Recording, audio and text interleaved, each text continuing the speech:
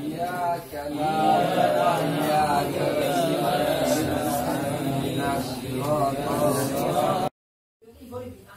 Bismillahirrahmanirrahim. Assalamualaikum warahmatullahi wabarakatuh. Waalaikumsalam warahmatullahi wabarakatuh. Innal hamdalillah nahmaduhu wa nasta'inu wa nastaghfiruh wa na'udzu billahi min shururi anfusina wa min sayyiati a'malina may yahdihillahu fala mudilla lahu wa may yudlil fala hadiya lahu.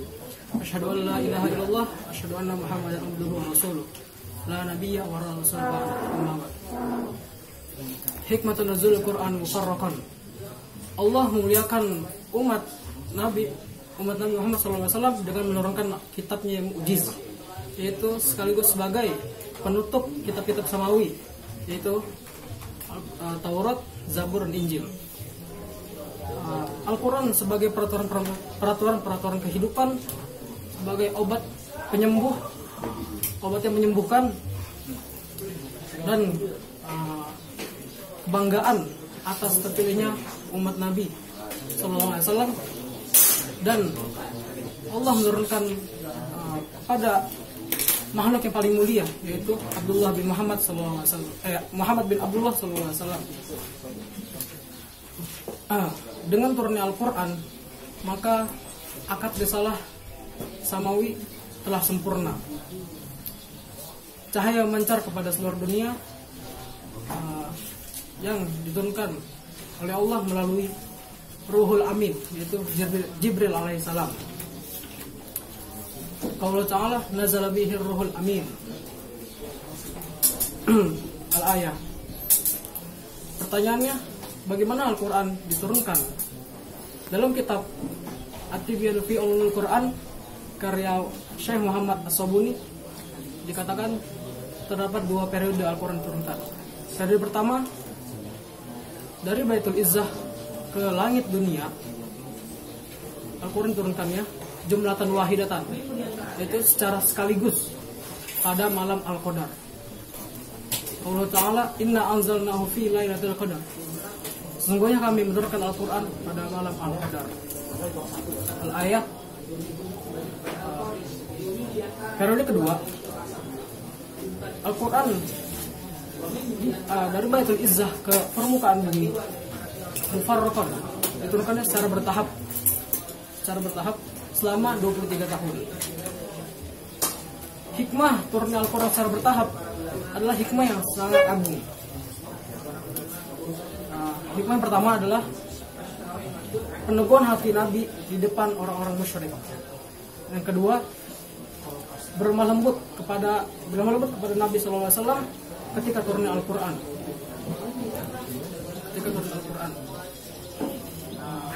Dikatakan bahwasanya jika Al-Quran ditaruh di gunung, maka gunung itu akan luruh, akan hancur. Bagaimana dengan hati Nabi yang tipis? Apakah mampu dengan seluruhnya Al-Quran diturunkan kepada Nabi? Maka dengan ini hikmah Al-Quran diturunkannya secara bertahap. Yang ketiga, tahapan dalam pensyariatan hukum-hukum langit atau syara. Al-Quran mampu mencabut akar-akar kemaksiatan seperti dulu homer, judi, dan riba. Bisa mencabut dari kebiasaan. Yang keempat, mempermudah menghafal Al-Quran dan memahaminya kepada kaum muslimin. Allah memberi karunia kepada orang-orang Arab pada saat itu bahwa ingatannya sangat kuat. Makanya saat itu silsilah keluarga mereka hafal. Maka dengan ini hikmah Al-Quran turun secara bertahap adalah untuk mempermudahnya, mempermudah mereka. Yang kelima, berjalan atau mengikuti peristiwa-peristiwa dan kejadian-kejadian sebagai peringatan dalam kehidupan. Yang keenam, petunjuk kepada sumbernya Al-Quran. diturunkan oleh yang Maha Bijaksana dan yang terpuji yaitu Allah Subhanahu wa taala. Akhirul kalam. Assalamualaikum warahmatullahi wabarakatuh.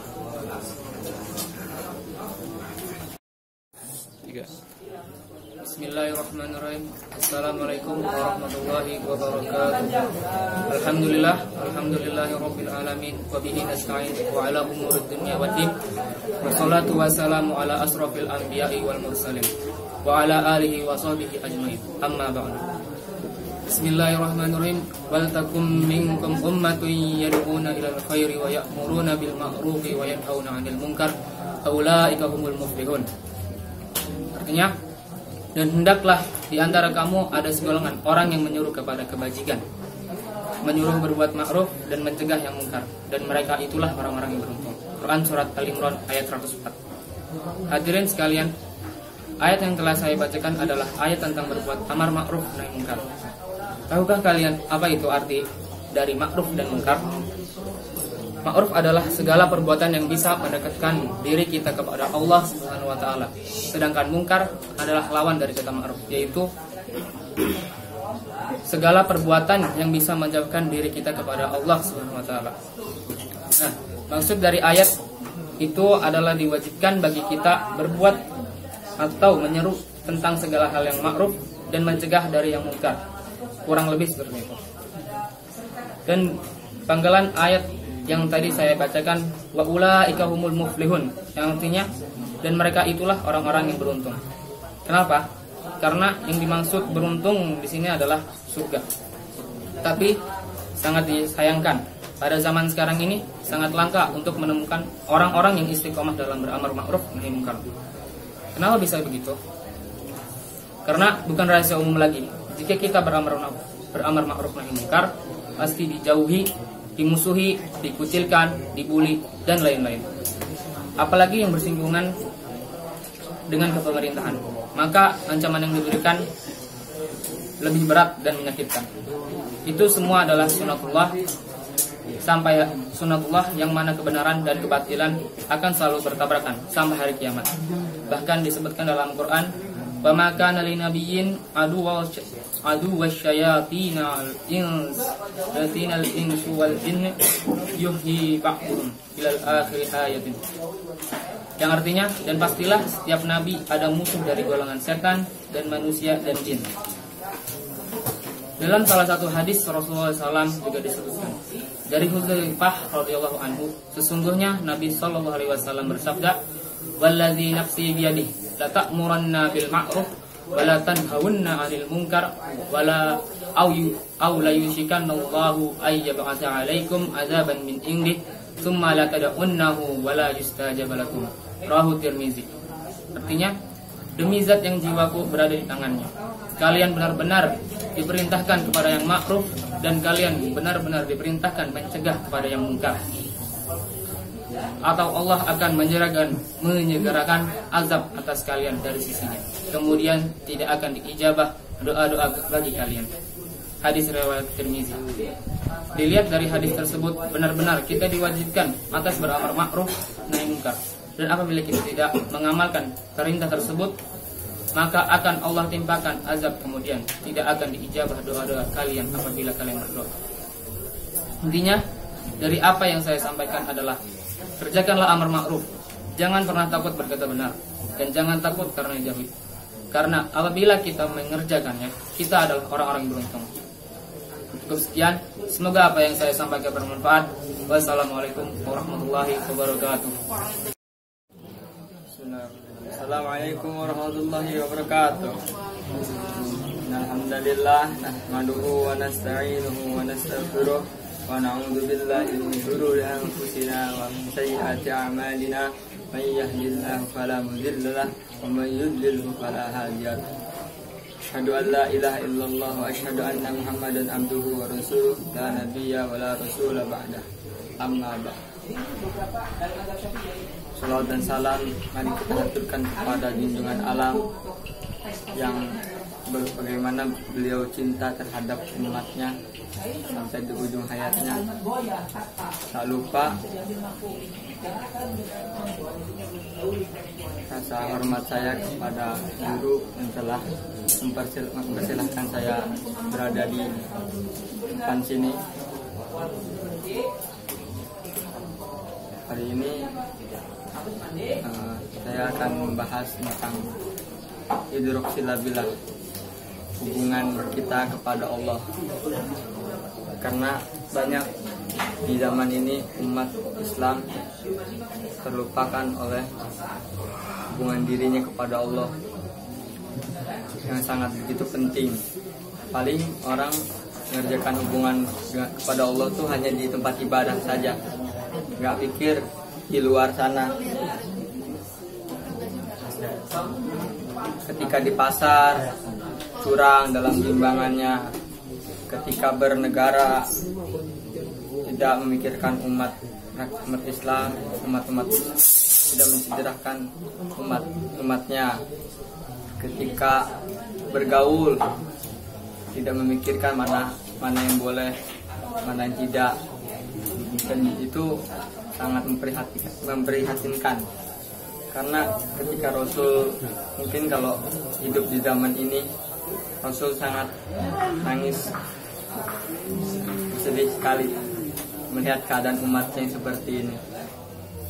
Karena tidak adanya kesadaran, apalagi anak-anak muda yang sekarang nongkrong, inilah itulah, malam-malam melakukan hal yang sia-sia bersama lawan jenisnya, kebut-kebutan. Lebih baik ini mengerjakan amal-amal soleh dulu. Kesadaran nih bagi diri umat Islam bahwa hubungan dirinya kepada Allah itu penting sekali, karena itu ada di firman Allah, "Wa ma khalaqtul jinna wal insa illa liya'budun." Tidaklah aku ciptakan manusia dan jin hanya untuk beribadah kepadaku. Ibadah tuh bukan hanya yang bersifat dia di masjid doang. Ada juga ibadah dalam lingkungan masyarakat, seperti kita mencegah orang berbuat zalim, misalnya makan duit rakyat sembarangan. Apalagi ya, kalau dari kalangan anak muda, pacaran. Kalau dari kalangan pengusaha tuh makan riba, walaupun riba itu enak. Sekian, wassalamualaikum warahmatullahi wabarakatuh.